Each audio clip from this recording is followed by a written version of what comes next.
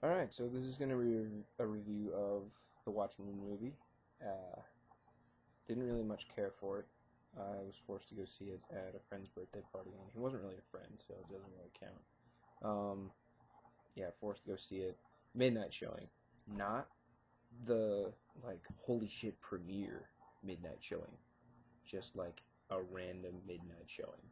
So it's midnight, and it's like a 3-hour movie, so it didn't get up until um, like 3 in the morning. So I was kind of pissed about that because I had to work at like 7 the next day. And yeah, I'm not too happy about that. So we go in, I pay for my ticket, whatever, yada yada. We sit down, and everything starts, and like a hush runs over the theater, and everyone gets really quiet but really excited at the same time.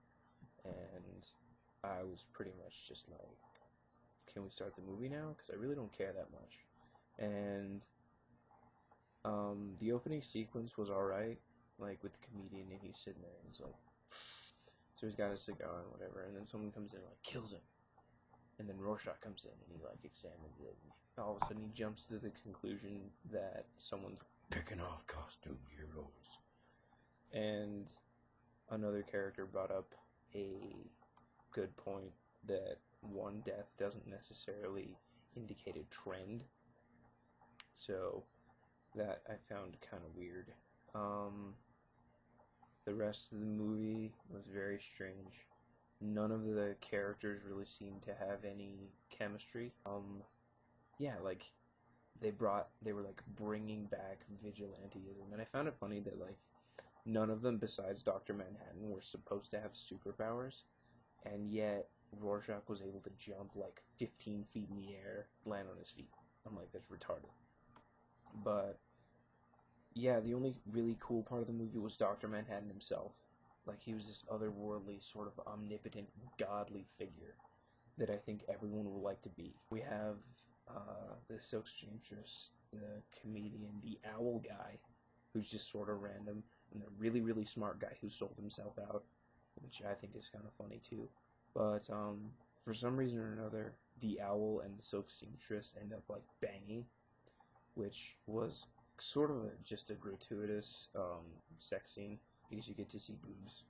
And I guess every nerd in the audience was like, yeah, boobs, yeah, yeah, So, whatever. I mean, I had a girlfriend, I've touched boobs before. They're not really all that great. Um, yeah, they had sex, and they're like, oh, this newfound lust for you, and it's newfound, but there was never any old found. Um, they had no chemistry whatsoever. I didn't enjoy watching the two of them fuck because it was pointless. Didn't really matter. They saved a village and they were like, "Oh, I love you." No, not so much. When Rorschach dies at the end, now I'm going to spoil that for you. Rorschach dies at the end. The coolest character besides Doctor Manhattan dies. Um, he's outside in the snow, and Doctor Manhattan blows him up. And outside in the snow in like Antarctica or wherever they were, his blood looked like um, the Rorschach test, and that was kind of cool because it looked like a butterfly, and I guess that like symbolizes like, freedom or whatever. But the owl, he like freaks out, he like breaks down, starts crying, drops to his knees, and is like, "Oh God, my best friend is dead." The two of you has spoken maybe 2 words to each other through the whole movie, and all of a sudden you're just gonna break down because Doctor Manhattan, holy shit, blew him up.